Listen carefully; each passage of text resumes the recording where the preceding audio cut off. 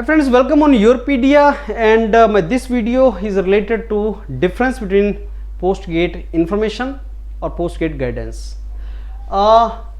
It's very surprising friends के जितने भी स्टूडेंट हैं वो पोस्ट-गेट इंफॉर्मेशन को पोस्ट-गेट गाइडेंस के साथ कंफ्यूज करते हैं। पहला सबसे इंपॉर्टेंट पॉइंट, ये जो पोस्ट-गेट इंफॉर्मेशन होता है ये बेसिकली सब के लिए कॉमन होता है, कोई भी सुन ले। इट इज़ लाइक कि एक बेसिकली मेरा वीडियो है जो कोई भी सुन ले, सब के लिए कॉमन, एक बेसिकली क्लास सब लोगों के लिए। ये जो गाइडेंस है ये हाईली कस्टमाइज्ड और 1-to-1 होता है।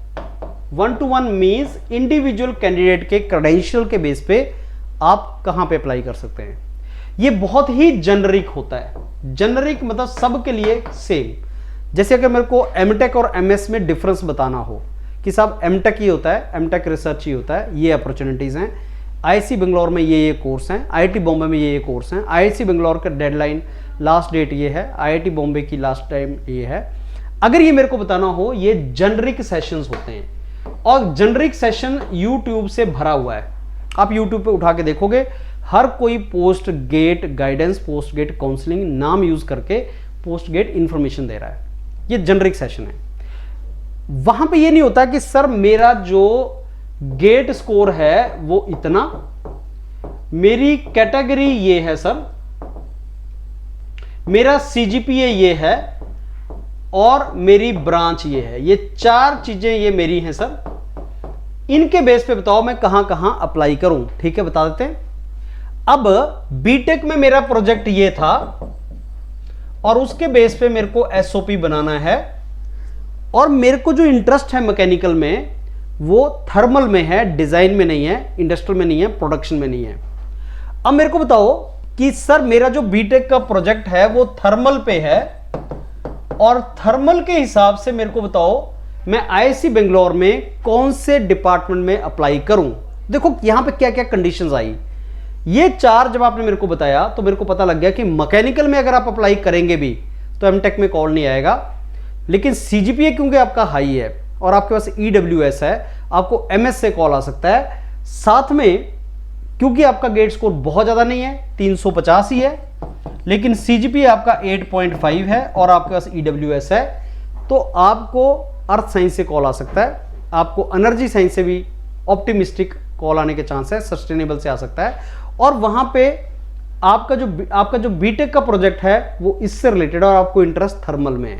अगर इंटरेस्ट थर्मल में है तो आप बेसिकली इस सब्जेक्ट में तो अप्लाई ना करें। रोबोटिक्स में एमएस भी मिल रहा है तब भी अप्लाई नहीं करना है, तो आपको अप्लाई करना चाहिए एनर्जी में, अर्थ साइंस में, क्लाइमेट साइंस में, ऐसे जो एनर्जी थर्मल से रिलेटेड डोमेन है। तो मैं आपकी इंटरेस्ट भी जानना चाहूंगा, मैं आपका बीटेक का प्रोजेक्ट इंटर्नशिप भी जानना चाहूंगा, क्योंकि इंटरव्यू में वो पूछेगा और क्योंकि मेरे को पता है आपको इंटरव्यू से कॉल आएगा, ये होगा, दैट इज नंबर 1। अब मेरे को पता है आपको कॉल आ गया, कॉल तो आ जाएगा। कॉल 20 टाइम्स को बुलाते हैं, टिपिकली आईआईटी में 20 टाइम्स को कॉल करते हैं मास्टर्स के लिए। एमटेक में भी इंटरव्यू होता है, एमएस में भी इंटरव्यू होता है। अब 20 टाइम्स को कॉल किया। अब जब कॉल आ गया तो क्या कॉल आना पर्पस था आपका? क्योंकि आप जाओगे वहां बेंगलोर में पैसा खर्च करके तो इंटरव्यू तो दोगे, 1 वीक का टाइम मिलेगा आपको, 2 वीक का टाइम मिलेगा, इंटरव्यू तैयार हो जाएगा क्या? अब आपको साथ साथ इंटरव्यू की तैयारी भी करनी है। अब इंटरव्यू आपका ढंग से क्या क्वेश्चन पूछेगा आपसे, आपके प्रोजेक्ट से क्या क्वेश्चन पूछेगा, तो ये जो जेनरिक सेशन है, क्या फ्रेंड्स ये कवर हो जाएगा जेनरिक सेशन में कि आपसे इंटरव्यू में क्या क्वेश्चन पूछेगा? क्योंकि आपको तो सिलेक्ट होना है। अब आपका प्रोजेक्ट ये था, आपसे 4 क्वेश्चन पूछेगा, आप इस तरीके से आंसर करना, तब जाके सिलेक्शन होगा ना। इसको बोलते हैं post GATE guidance. Yourpedia is the only platform which is doing this for the last 6-7 years. और मैं ये नहीं बोल रहा हूं कि हम बहुत बड़े हो गए और बाकी नहीं है, बाकी भी अगर ऐसा करें तो बहुत अच्छी बात होगी और मैं चाहता हूं कि लोग ऐसा करें, क्योंकि इससे बहुत अच्छी क्वालिटी सर्विस इंप्रूव हो जाएगी।